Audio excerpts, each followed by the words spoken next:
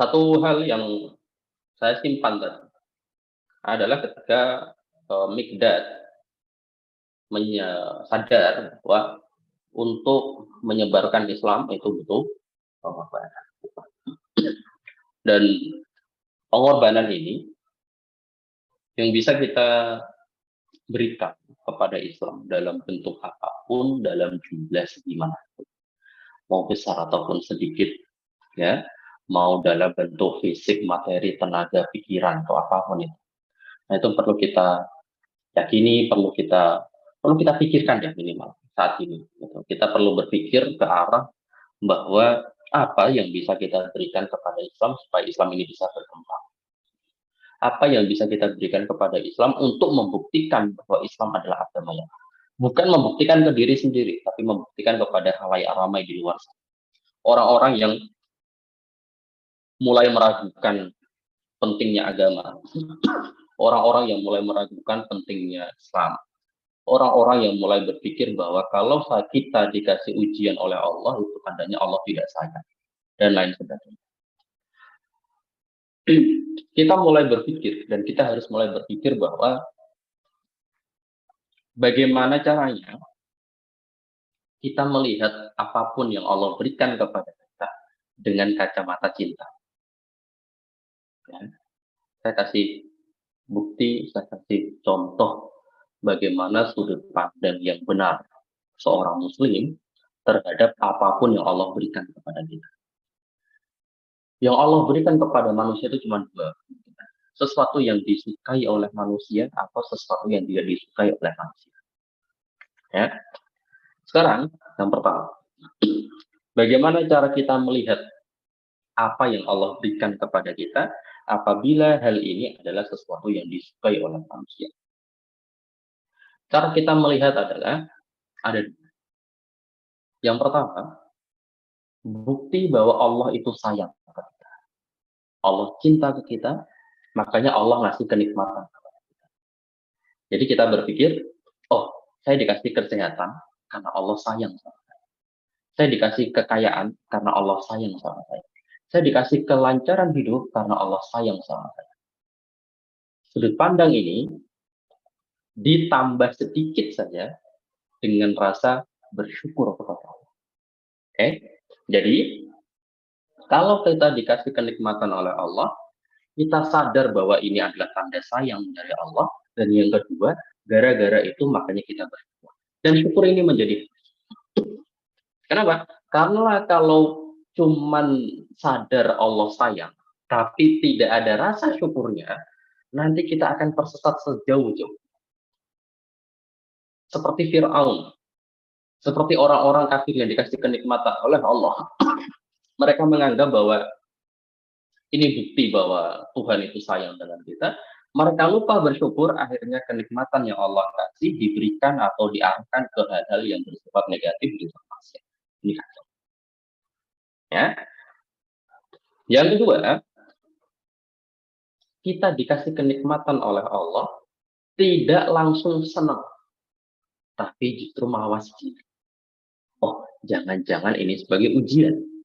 Kita dikasih kekayaan, oh mungkin ini ujian. Ada ini sudut pandang yang positif. Kita dikasih kekayaan, oh mungkin ini ujian. Kita dikasih kelancaran hidup, oh mungkin ini ujian. Makanya para orang soleh zaman dulu itu mengatakan, kalau hidup Anda lancar-lancar saja, sering-sering tobat. Karena mungkin istidraj kalau bahasa kita. Ya, Allah ngasih kenikmatan untuk uji. Makanya ketika hidup kita justru lempeng, lancar aja hidupnya. Karir naik terus, kesehatan alhamdulillah sehat terus. Secara ekonomi alhamdulillah tidak pernah kekurangan sama sekali. Pada saat itu jangan lupa untuk mawas.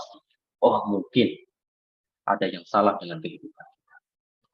Jadi umat Islam ketika dikasih kenikmatan bersyukur, mawas diri. Gitu ya. Itu kalau dikasih kenikmatan. Sekarang yang kedua, ketika umat Islam itu dikasih sesuatu yang tidak disukai, ya, bencana apapun itu, pokoknya nggak suka. Secara fitrah manusia itu kita nggak suka. Maka sudut pandang cinta kita ke Allah adalah Allah memberikan ini untuk menguji keimanan. Kalau kita lulus dari ujian ini, maka iman kita tambah.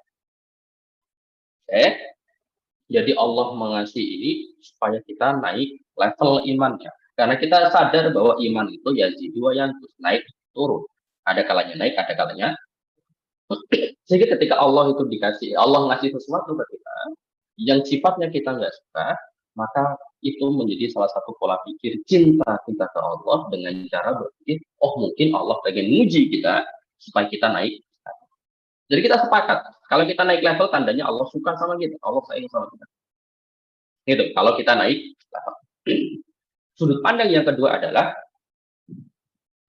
kita dikasih sesuatu yang kita tidak suka, mungkin karena kita beloknya udah terlalu jauh. Kita maksiatnya sudah terlalu jauh sehingga dikasih cobaan oleh Allah karena Allah sayang sama kita supaya kita lurus lagi. Nah ini sekarang udah mulai jarang orang-orang yang begitu. Saya kasih contoh. Ada berapa banyak anak muda saat ini yang mulai berpikir bahwa kalau ada bencana alam, janganlah dikit-dikit dikaitkan dengan agama. Udahlah, nggak usah dikaitin dengan maksiat gitu. Gempa bumi itu karena memang lempengnya bergeser. Udah mulai banyak orang. Kita ingat zaman Umar bin Khattab ketika beliau menjadi khalifah. Umar ketika beliau menjadi khalifah pernah terjadi gempa di Madinah pada saat itu. Apa yang dikatakan Umar? Orang Madinah harus tobat. Orang Madinah harus tobat. Gitu. Karena mungkin ada kezaliman yang terjadi di masyarakat, ya, diingetin masih nggak mau ingat, akhirnya dikasih tobat. Supaya apa? Supaya balik. Gitu. Nah, 4 cara ini tadi atau 4 kemungkinan ini tadi, 2 kemungkinan ketika dikasih nikmat sama 2 kemungkinan ketika dikasih cobaan, kalau kita lakukan, kita akan sadar Allah itu semua yang diberikan ke kita oleh Allah adalah sesuatu yang baik untuk kita. Makanya ayat ini dengan jelas mengatakan asa antakrahu syai'an wa huwa khairul lakum. Ada kalanya sesuatu kalian benci, tapi itu baik untuk kalian. Wa asa antuhibbuna syai'an, ada kalanya sesuatu kalian suka, wa huwa syarrul lakum, tapi itu buruk untuk kalian. Gitu. Makanya 4 hal ini tadi harus ada di diri seorang muslim.